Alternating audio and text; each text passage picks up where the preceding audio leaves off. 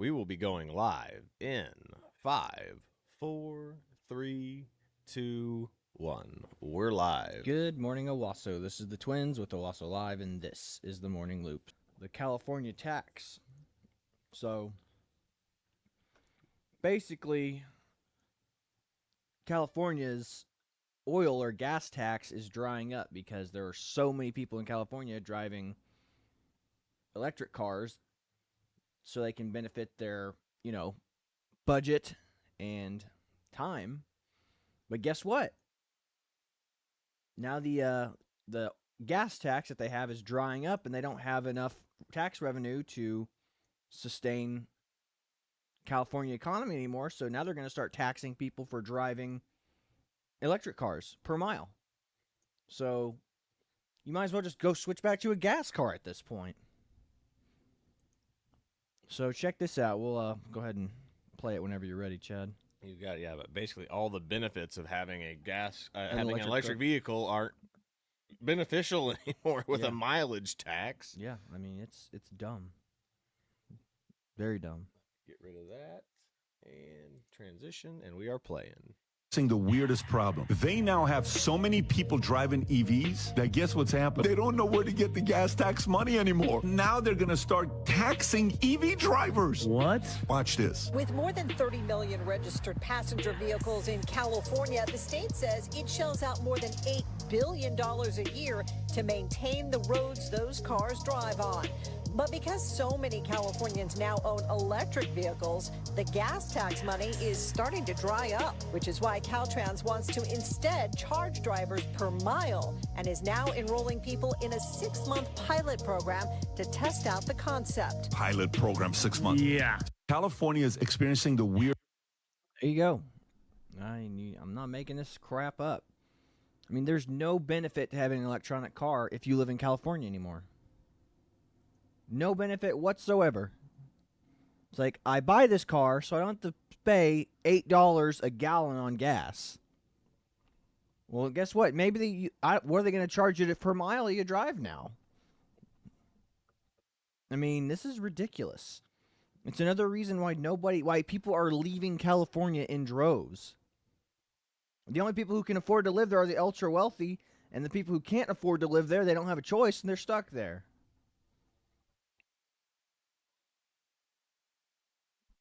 But yeah, it's kind of nuts. I mean, and how do you mandate a tax per mile that you drive is my question. I mean, I know all cars are basically are computers now, so I mean, I guess what they'll have to do is they'll have to have like a collective database, and they'll have to have a government-run organization. They'll create a new organization that tracks people's mileage. And they just send you a bill to your house. So yeah, I mean, insurance companies. I mean, that's what if you're on like through Allstate, if you have like a DriveWise or they have some type of smart driving program, they'll probably require your insurance company, if you're on one of those programs, to give that directly to the government, or they'll subsidize insurance again through government, and they'll say, hey, here, you give us this information, and we give you another tax break. So, I mean, that's coming down the line, folks. I mean, that's exactly what's going to happen. More unforeseen consequences of, government policies. This is why we say, keep government out of things, because you don't know what the market's going to do in the future. Mm-hmm. And this is one of those things. Like, everybody in California is driving electric now. I mean, I guess they just thought the people just weren't going to slowly make their way to electric vehicles if you're going to tax the living crap out of, gasoline and everything else. Now, thank goodness this is a California thing, but guys, you have to understand, culturally and somewhat policy-wise, everywhere else is only 5 to 10 years behind California. And now you have all these people who are leaving California who still have the, what do you call it? They are socially... California mindset. Yeah, they're socially liberal, but, they were sick of but they'll go to Texas and be like, oh, wow, it's great here. So we could actually upvote taxes in this place and make it a little bit more like California and make it a little better. It's like, no, that's the mindset that they're going to be coming to Texas with or Oklahoma with, but they're not... They don't realize the things that they voted for are what destroyed that. Yes. that state. Yeah, they have the conservative financial mindset, but they have the liberal, cultural and free Social, yeah. thinking social aspect of it, Mm-hmm. and it still doesn't mix. Those things are still gonna ruin. It's like Mm-hmm. got to keep them separate. Yeah. So again, you can't escape it wherever you go. I mean, you think you've skirted the rules with the a tax or an income deficit with having an electric car? No, they're coming after your miles now. They're coming after your miles now. There's no beating it. Uncle Sam's going to get his cut, or at least California's going to get their cut. So I don't know, folks. It's going to be the Wild West right now again. So just be cautious, be careful. Yeah, we'll push on to another subject because it's just scary stuff. What was the next video we had? Got the gaslighting of Christian conservative types. Yeah, okay. So, yeah, this is I saw this video the other day and I was like, yeah, this is that makes a lot of sense actually. So, play it and we'll kind of discuss it on the tail end. You got it. I see the play they're going to try to run on Christians for the next year to try to gaslight you into thinking that it's wrong for Christians to vote for Christian ethics. Check this out. There's many different groups orbiting Trump, but the thing that unites them as Christian nationalists, not Christians, by the way, because Christian nationalist is very different, No, is it's that not. they believe that our rights as Americans, as all human beings, don't come from any earthly authority. They don't come from Congress. They don't come from the Supreme Court. They come from God. Okay, we got a problem. Because number one, the idea that rights don't come from governments, they come from God, that's not Christian nationalism. That's this little thing called the Declaration of Independence. There you go. The first line of which says, we There hold you these go. truths to be self-evident, that all men are created equal and are endowed by their creator with certain inalienable rights. Number two, if a government gives you rights, a government can take them away. And I'm a Christian nationalist. Amen and amen. This is becoming my favorite new pastor. Yeah. So, that's what they're going to try to do. I mean, the left is always trying to frame something a certain way. They go, you can't impose your value system on people. That's all laws are, is imposing some sort of value system on somebody else. It's like, hey, we don't want people to be murdered. I mean, again, this is why Christian values are so important. Again, I can justify murder just as a person. It's like, I can, like, look, my neighbor's a bad person. He beats his wife every day. He has too much stuff. I mean, this is the communist argument right here. He beats his wife. He's got too much stuff. He doesn't share his resources. He's a bad parent. Why can't I murder that person? What's wrong with that in that scenario? I'm doing the world a favor. Without Christian ethics and Christian values, you can reason your way into absolutely anything. Like, this is why I love Jordan Peterson talking and debating people like the atheists like Sam Harris, because Sam Harris just goes to the point where we just know that that's bad. I'm like, how do you know that that's bad? Like, our ancestors clearly didn't think murder was all that bad. Cave people, the Romans didn't think murder was bad. Anybody that opposed your worldview was your enemy. Mm-hmm. It's like Christianity comes along, revolutionizes the way people think. Now, it doesn't change human behavior, just blank slate, No. but it encourages the best form of behavior. So, yeah, I mean, anybody can reason their way into doing absolutely anything, especially in a godless system. So, yeah, that's what the media is going to try to do. They're going to try to gaslight us into thinking that Christian nationalism is this horrible, horrible thing. Again, they're trying to frame it the difference between Christians and Christian nationalists.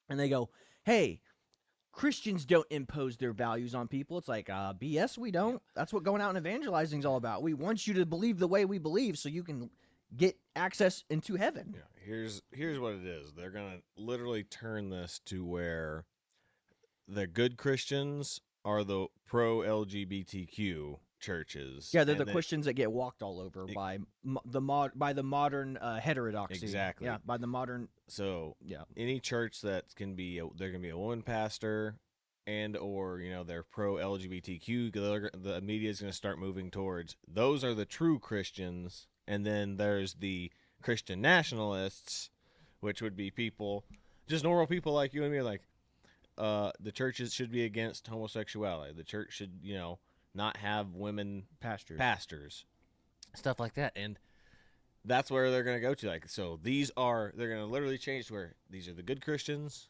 these are the bad Christians, Yeah. Christian nationalists. These are the socially acceptable ones. These are the crazy conspiracy theorists, nut job ones that think Jesus talks to them at night. That's what they're going to do. That's how they're going to frame it. That's how they've been framing stuff against Christians for years. Again, it's okay to make fun of Christians in the media. Family Guy, they do it all the time. People dump on Christians left and right. There is no repercussions for dumping on Christians. However, nobody ever says anything bad about Islam. The only people that say bad stuff about Islam are really, really, really brave journalists. Yeah. And not all of them survive when they critique Islam either. Yeah, the Charlie Hebdo incident. Yeah. So Christianity is the only socially acceptable religion to make fun of.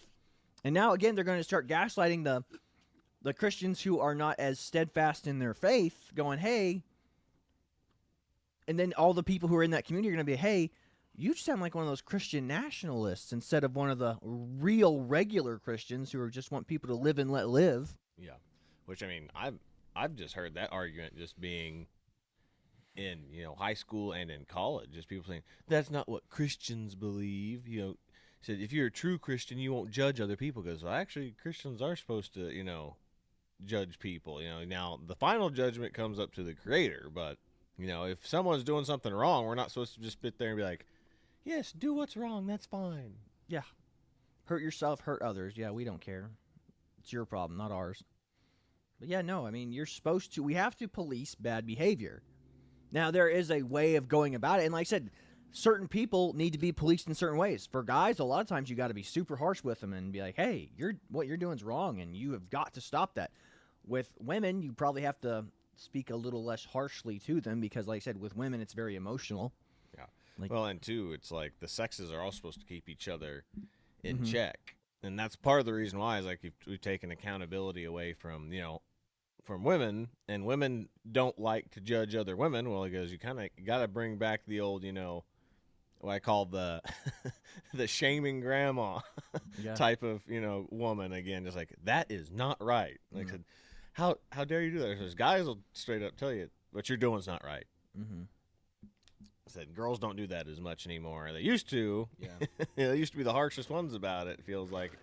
But now it's like, it's guys. They're like, nope, you don't do that. With women, it's a lot of social manipulation and sabotage, and social circles and social settings, or social ostracization. You know what I mean? Like, they're like, hey, we don't want to associate with you anymore. It's very passive aggressive stuff. With guys, for most men, we're pretty direct. We'll go up and be like, hey, you're wrong. What you're doing is wrong. You need to stop, or I'm not going to associate with you anymore. And that's not always the case. Sometimes guys can still make bad behaviors. They'll still associate with them, but they'll be like, you're still an idiot, So, with that being said, we can push on to the next subject real quick because we are running a little short on time. Well, which one do you want me to pull up? Because I've got this one. Am I doing this one last? Do that one last, okay, yeah. So then this is the next one I have. So, this one, so these guys actually do a ton. Next week, we'll have to find the one of him doing the Pokemon battle between like the liberals and the youth pastor. Oh my god! You remember that? That's these guys. That's these guys that do that. Okay, that's good. So yeah, but this is these guys' social commentary or social critique of society is really good. Like what they do here, it's spot on. And like again, that Pokemon battle one was real. Like we'll have to show that one tomorrow so people can see. But it's really good. Like just take a watch and we'll talk about it on the back end. That's not my lasagna. That's my husband.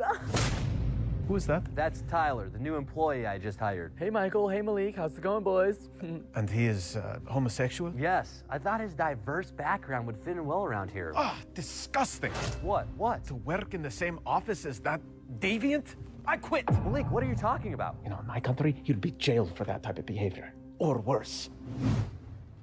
Oh man, I wonder which country that is. Probably Uzbekistan. Well, I guess hiring a bunch of diverse people to work in a small space together was a bad idea. So you see, sometimes people with vastly different worldviews shouldn't live and work within close proximity to each other. There's a lot of unnecessary friction between people who hold wildly different values, and there's no reason for us to force such people to coexist. So don't bother learning about other cultures. You're better off just leaving them alone and doing your own thing. This may be hard to believe, but sometimes people with deep ideological differences can't coexist, forcing diversity. Then I said, that's not my lasagna, that's my husband. He's not entirely wrong. So, yeah, I mean that's what you're gonna get. You're gonna get a lot of people who are like, I mean, they do not. It's like whenever the Palestinian protesters clash with the gay protesters. It's like, hey, we have very diametric or opposing worldviews, especially when it comes to what you guys are advocating for. Yep. I mean, again, in Palestine, people forget how high of roofs they throw gays off of. How high the flagpoles they string them up from. I mean, if they're lucky, I guess they get thrown in jail. Because it is a jailable offense over there. Or transed. That's assuming if they make it to the jail after they're being dragged through the streets. Mm-hmm. So, yeah, it's very, very interesting that commentary right there is spot on. The whole, it's kind of the funny liberal mindset of, like, animals, like how liberals imagine animals die in the woods. Mm-hmm. You know, it's like they're surrounded by their families. Like, no, they usually either dehydrate or starve to death in the wilderness. And then it's the same thing with this. Like, they just imagine if we just got everyone together in the same room, they would all just be tolerant and love each other. Like, no, there'd be probably somebody there whose worldview or culture would be like, I need to dominate or beat somebody in this room because I don't agree with them. Yeah. So that's just the way it is. People just they want to see the best in people, but like I said, I mean, we are we are flawed beings from the beginning. You know, it's like the liberal versus conservative mentality. Liberals think that everyone is inherently good. Conservatives know that everyone is inherently bad or selfish in their own nature. Mm-hmm. We're going to be out for ourselves first. And it's our job as Christians to overcome our selfish nature, is where, you know, the liberals just go, oh, no, we're not selfish. We're all just really good in nature. You know, it's the Bible that corrupts everyone. So it's a very odd, really strange worldview. So go ahead and play the next one, and we'll try to wrap it up here in a little bit. So that was a social commentary video. This is actual news report video of a woman interviewing some people in the Middle East. So check this one out. Would you believe in the democratic vote, though? So would people be allowed to vote in women politicians?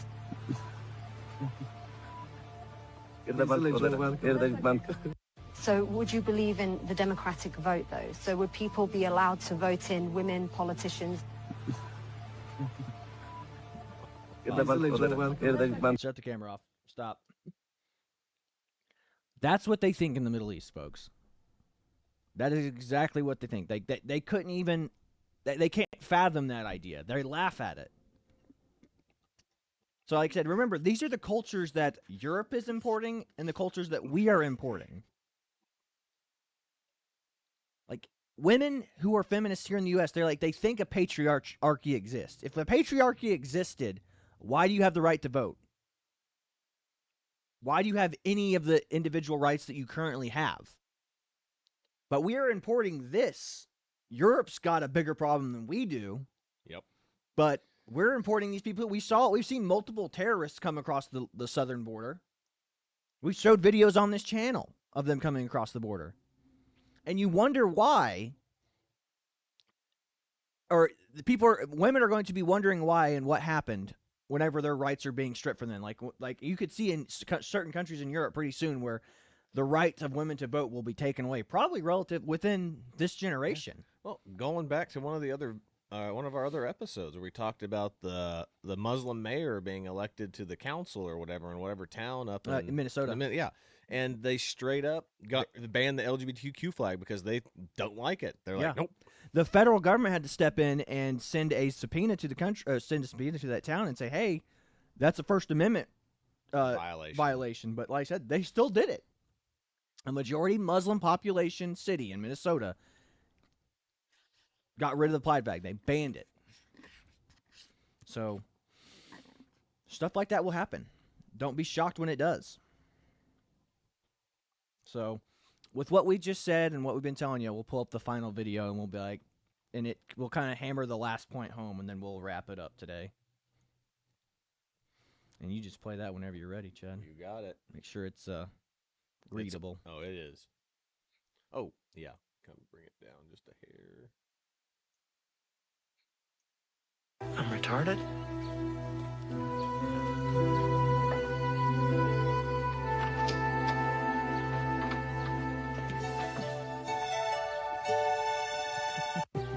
I'm retarded? I like it. I love it. That's funny. But yeah, I mean, after everything we've discussed on this channel, after everything that we've talked about and showed you over the years, I mean, that's what I think. Whenever people are getting ready to go and vote for that stuff, you know, I mean, Democrats are driving this country over. We're all on a bus with the Democrats, and they're trying to drive the van off the cliff as fast as they can. And conservatives, all they're doing is telling them, "Hey, we should apply the brakes. We should apply the brakes," and they're just not listening. So, yeah, that's about all we've got for you today. This is the Twins with the Owasso Live. This was the Morning Loop. Be sure to like, share, and subscribe so you too can stay in the loop. God bless y'all. We are signing off. See you later, everybody.